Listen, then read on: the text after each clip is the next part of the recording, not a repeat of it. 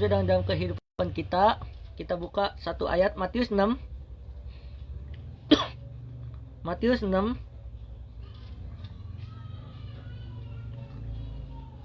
Matius 6 ayat 14 15. Oke, silakan Kak Erpan bantu Matius 6 ayat 14 15. Oke, demikian firman Tuhan Matius 6 ayat 14 sampai 15. Karena jika kamu mengampuni kesalahan orang, Bapamu yang di surga akan mengampuni kamu juga. Tetapi jika kalau kamu tidak mengampuni orang, Bapamu juga akan mengampuni kesalahan kamu. Amin. Oke. Untuk Kak Alonia, saudaranya yang telah pulang ke rumah Bapak yang di surga, kami turut berduka cita. Amin. Alonia, tetap semangat. Oke. Saya mau mengambil ya kalau ini suaranya. Alonia. Ya. Suara kamu.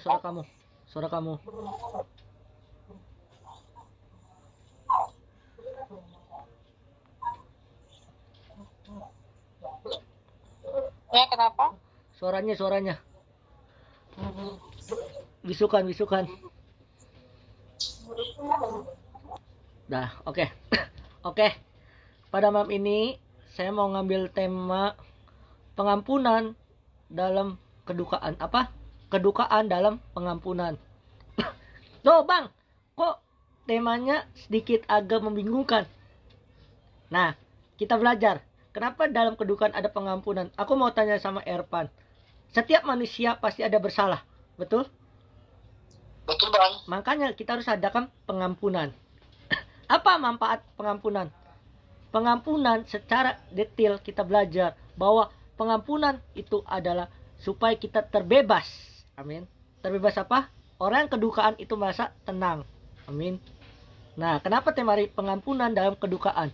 Karena sebuah pengampunan dalam kedukaan itu adalah supaya orang yang ditinggalkan supaya hatinya bersih. Amin. Bersih apa? Bersih dalam apa? Dalam kepedihan, dalam kesedihan. Amin. Dan juga pemulihan hati.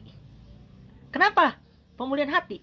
Ya karena ketika kita mengampuni orang ke dalam kedukaan, ada namanya pemulihan hati.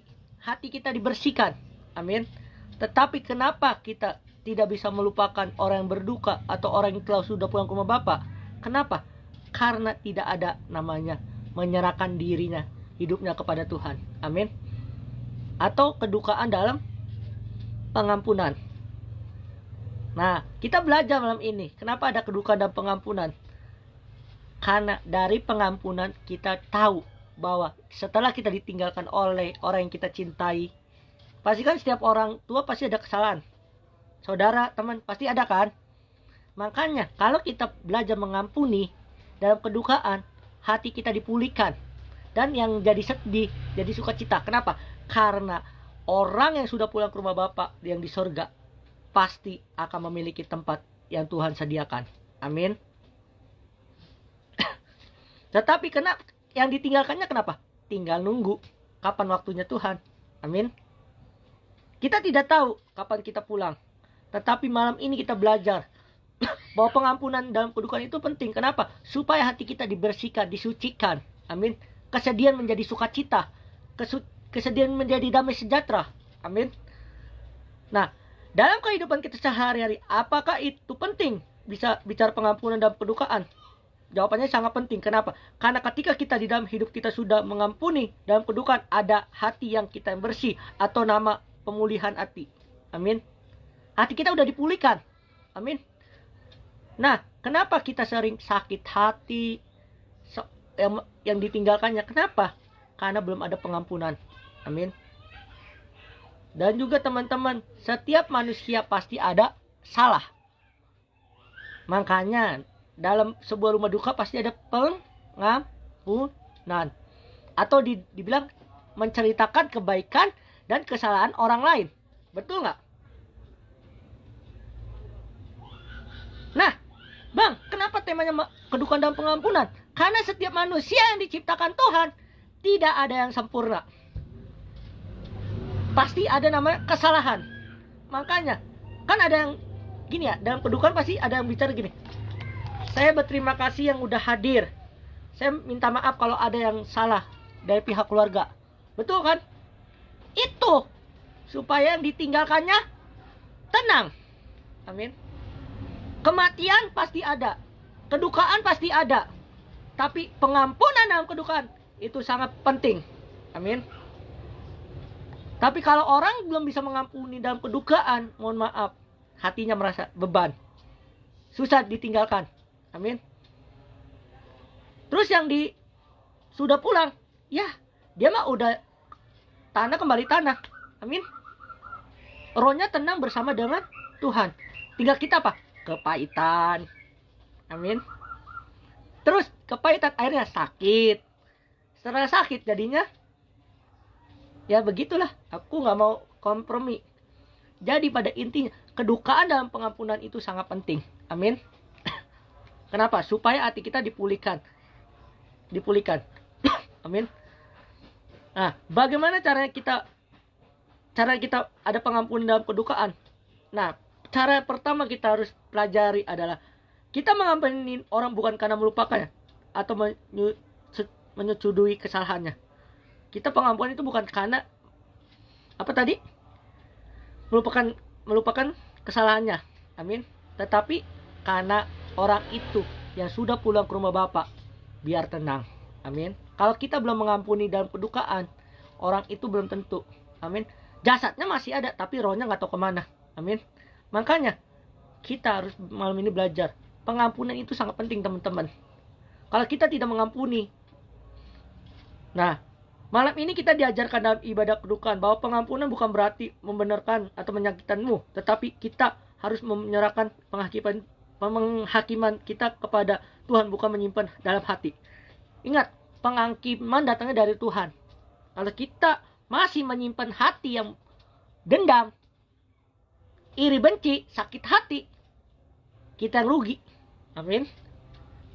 Dia mah udah gak rugi, udah tenang bersama dengan Tuhan. Amin. Contohnya adalah kita mengampuni dalam kedukaan karena mereka layak, tetapi ingin dibebaskan dari luka hati. Nah, benar kan teman-teman? Tadi kita sudah baca, kita mengampuni dalam kedukaan karena mereka layak, tidak mereka layak. Tetapi kita ingin dibebaskan karena dari luka hati. Tidak layak, teman-teman. Amin. Tapi kalau kita mau dibebaskan dari nama sakit hati, iri, benci, lepaslah pengampunan dalam kedukaan. Amin. Kita tidak tahu apa kesalahan orang lain dalam kematian, mati orang itu, kedukaan itu. Tapi yang kita sadari bahwa kematian itu membawa dampak. Amin. Contoh, gak usah jauh-jauh, almarhum bapak saya membawa dampak untuk orang lain. Amin. Kenapa membawa dampak? Karena akan diluruskan oleh anak-anaknya nanti. Demikian Kak Erpan. Maaf ya Kak Erpan, bapaknya sudah pulang ke rumah bapak. Tapi Kak Erpan kemungkinan akan menjadi seorang pemimpin. Amin. Contoh Kak Erpan. Nah, kedukaan dalam pengampunan itu apa, Bang? Kedukaan dalam pengampunan itu kita harus lerakan segala sakit hati kita kepada Tuhan. Amin. Emang sakit hati, ya sakit hati, dendam pasti ada. Tapi kalau kita masih menyimpan luka hati, sama aja kita menyakiti hati kita, diri kita. Amin. Kalau kita nggak dibebaskan, dilepaskan dari pengampunan dan kedukaan, mohon maaf, kita bukan itu. Oke, yang kita pelajari malam ini adalah kedukaan dalam pengampunan itu supaya kita bebas yang namanya luka hati. Bebas dari patah hati. Amin. Contoh dalam sebuah hubungan. Contoh pacar kita pulang ke rumah bapak. Contoh ya teman-teman. Tapi kalau kita tidak mengampuni kesalahan pasangan kita, kita memiliki nama luka hati. Amin. Ya terus trauma. Trauma, mohon maaf. Kita tidak bisa memiliki pasangan lagi. Kenapa? Karena kenapa teman-teman? Karena masih memiliki trauma. Amin. Yang kedua, Bagaimana caranya kita mengampuni dalam kedukaan? Yang kedua, kita penting dalam hidup kita. Kita harus ingat betapa besar Tuhan pengampunan kita. Yang kedua, kita ingat pengampunan Tuhan betapa besar. Amin. Coba kalau kalian tanpa Tuhan, hidup kalian hancur berantakan. Benar? Tapi Tuhan rela menembus dosa kita. Cuman karena siapa? Karena kita. Demikian kalau kita mengampuni dalam kedukaan, kita diajarkan kedukaan, kita harus sadar bahwa sudah diampuni. Jadi kita harus belajar mengampuni. Kita sudah diampuni Tuhan. Jadi kita harus belajar namanya pengampunan. Amin.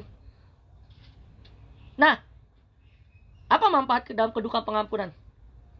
Manfaatnya adalah kita sadar bahwa sebuah orang yang sudah pulang ke rumah Bapa pasti ada salah. Amin. Maknanya dalam hidup kita apa? Supaya kita dipulihkan yang namanya luka hati. Amin. Contohnya, salib Tuhan membuktikan bahwa pengampunan mungkin terjadi bahwa yang tidak layak. Teman-teman ingat, kita tidak layak, tapi Tuhan menjadikan kita layak. Amin. Nah, apa manfaatnya dalam ayat ini tadi yang kita baca? Manfaatnya adalah kematian dalam kedukaan, dalam pengampunan. Ada manfaatnya supaya kita dibebaskan yang namanya sakit hati, iri benci. Amin.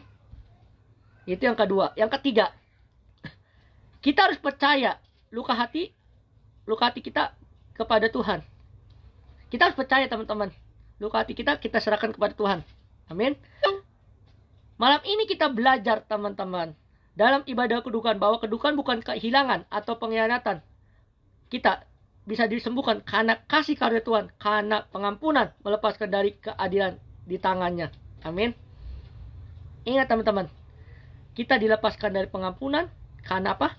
Bukan karena kita kehilangannya atau pengkhianatannya, tetapi kita dipulihkan karena Tuhan tahu, kita sadar bahwa kita akan dipulihkan karena luka hati. Amin. Nah, Tuhan mau menyembuhkan kita daripada menyimpan luka hati. Ingat, Tuhan mau menyembuhkan kita dari luka hati, teman-teman. Halo, ini siapa ya? Artinya, iya, lagi bisukan Jer, lagi khotbah. Oke, teman-teman, kita harus sadar bahwa pengampunan dalam kedukaan itu penting. Benar kan, teman-teman?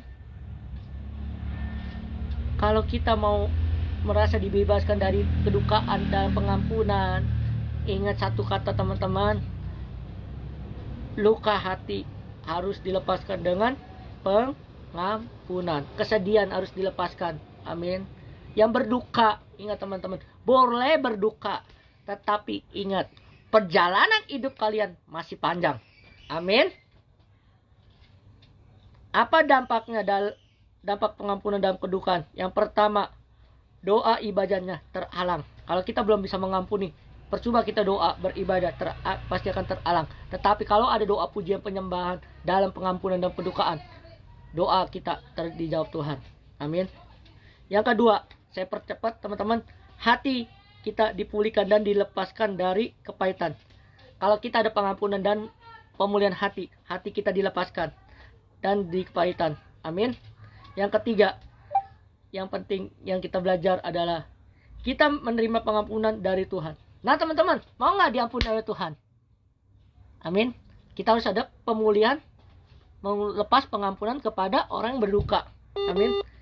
Intinya teman-teman, dari firman ini kita belajar adalah keduka dalam pengampunan harus dilepaskan. Amin. Kesedihan, kepahitan, iri benci, kita harus serahkan kepada Tuhan. Ingat teman-teman, orang yang sudah pulang ke rumah Bapa itu pasti akan indah pada waktunya. Amin. Intinya. Jadi teman-teman, ketika kalian ditinggalkan, boleh bersedih, tapi ingat Tuhan tidak pernah meninggalkan kita. Amin. Mari kita bersatu dalam doa, mari kita berdoa. Bapak, terima kasih Tuhan, kami sudah mendengar firman-Mu Tuhan, berikan kami hati seorang hamba Tuhan, mengerti kebenaran firman-Mu Tuhan, dalam nama Yesus Tuhan, haleluya, amin. Saya serahkan ke Ian.